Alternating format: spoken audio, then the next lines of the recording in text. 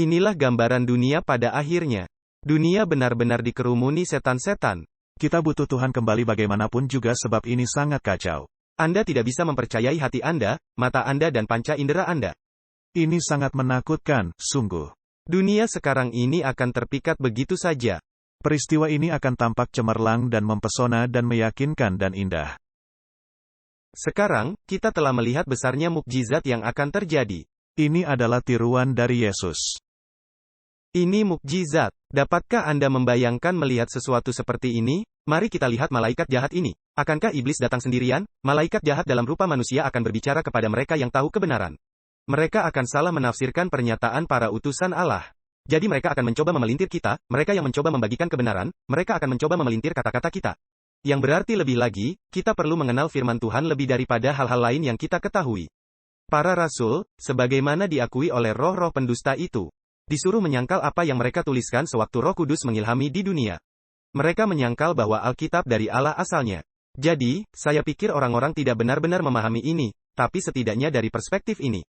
Kita percaya bahwa tidak hanya setan muncul kembali sebagai Kristus, tetapi malaikat-malaikat jahat akan datang kembali menirukan para rasul. Itu sangat gila. Dapatkah Anda bayangkan, dunia akan terhanyut begitu saja? Sekarang itu mulai masuk akal. Orang-orang seperti, Anda belum memberitahu kami bagaimana Amerika Serikat dapat menyatukan gereja dan negara?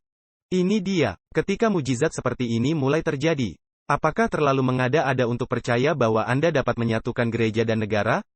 Sebab Yesus baru kembali, para rasul kembali dan mereka memberitahu Anda bahwa Anda tidak memerlukan konstitusi lagi. Anda tidak membutuhkannya, sekarang menjadi teokrasi, dan masuk akal bahwa semua orang akan bergabung. Sebab saat ini di dunia, kita tidak bisa membuat semua orang sepakat dalam hal apapun. Bahkan selama pandemi pun tidak. Anda tidak bisa mengajak semua orang bergabung. Namun dikatakan bahwa pada akhirnya akan ada sekelompok kecil umat sisa. Sekarang, sebagian besar dunia, terutama dalam hal-hal kebangunan rohani Asbury.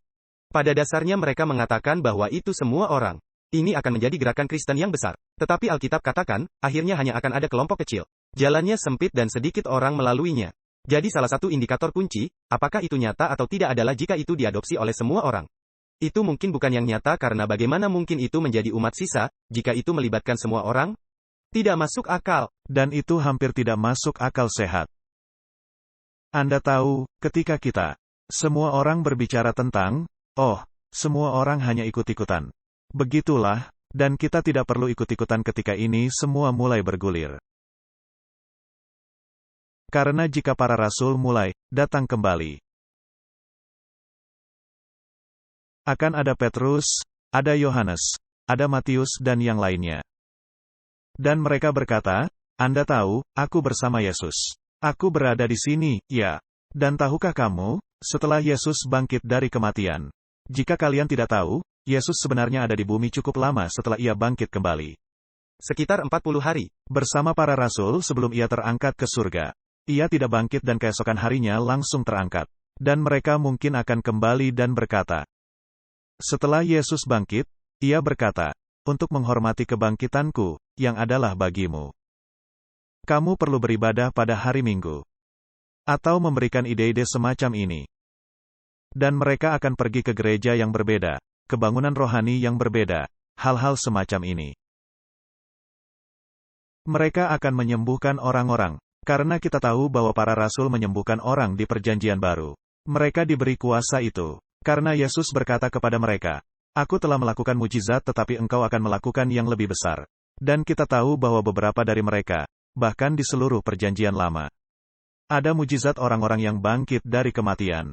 Tapi ada pembeda antara apa yang terjadi di Perjanjian Lama dan Perjanjian Baru dan yang akan terjadi akhirnya. Karena Yesus berkata, generasi yang jahat dan tidak setia ini menuntut mujizat. Jadi kita harus benar-benar berhati-hati dan itu harus selaras dengan kebenaran. Bukan dengan perasaan, sensasionalisme, apa yang kita rasakan pada panca indera kita. Kita melihat hal ini terjadi. Tetapi yang penting adalah, carilah hukum dan kesaksian. Jika itu berbicara tidak sesuai dengan ini. Jika dikatakan, Anda tahu, dalam Wahyu pasal 12, pasal 14, dan pasal 19. Dikatakan bahwa umat Tuhan pada akhir zaman memiliki dua hal. Mereka menaati perintah-perintah Tuhan dan kesaksian Yesus yaitu roh nubuat dan iman Yesus. Jadi jika rasul-rasul ini datang kembali, dan mereka mengatakan hal yang mengubah perintah-perintah, kita harus menghormati perkara berbeda ini dan menghormati hari lain dari yang dikatakan hukum.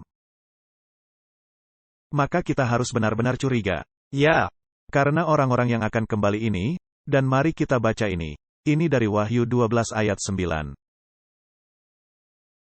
Dikatakan, dan naga besar itu, si ular tua, yang disebut iblis atau setan, dilemparkan ke bawah. Yang menyesatkan seluruh dunia, ia dilemparkan ke bumi, bersama-sama dengan malaikat-malaikatnya. jadi inilah alasan kami ingin memasukkan ini karena orang akan mengatakan, dari mana Anda mendapatkan ini? Kita tahu bahwa Alkitab menunjukkan kalau setan dikirim bukan ke dunia bawah, tetapi dia dikirim ke bumi ini. Dan dikatakan dia tidak sendirian. Dikatakan, dia dilemparkan ke bumi. Tidak menebak di mana dia berada. Bersama dengan malaikat-malaikatnya. Apakah Anda pikir setan akan datang mencoba melakukannya sendiri? Dia punya seluruh legion malaikat jahat. Dia punya segenap tentara dan memenuhi. Mereka akan memiliki sekelompok besar orang. Peristiwa ini akan tampak begitu terang benderang dan mempesona dan meyakinkan dan indah. Ini tidak akan menjadi seperti di mana ada beberapa Kristus palsu yang muncul dan itu hanya seorang pria biasa.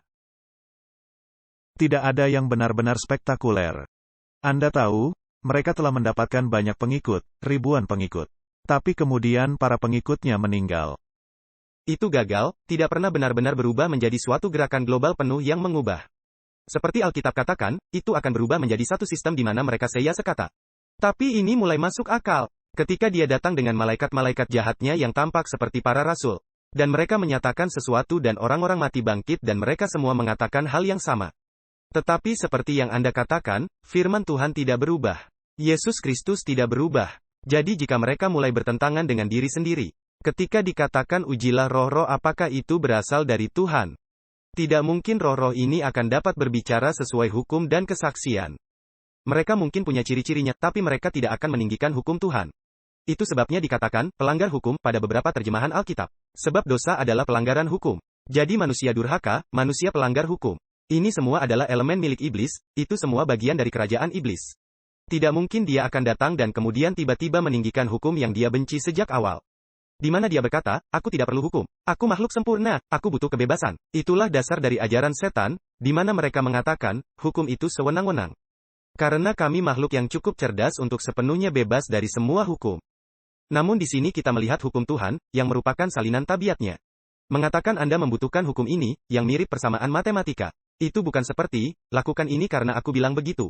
Tetapi, jika Anda ingin hidup selamanya dalam kebahagiaan dan harmoni. Ini adalah persyaratan yang perlu ada agar hal itu terjadi. Sebab jika salah satu dari ini tidak ada, maka dosa merayap masuk, dan tempat itu menjadi seperti ini selamanya. Dan saya kira siapapun dengan pikiran jernih, tidak ingin hidup dalam kekekalan. Di tempat yang penuh dengan kematian, kehancuran, penyakit, manipulasi, korupsi, keserakahan. Semua elemen ini yang sayangnya memenuhi sebagian besar dunia ini sekarang.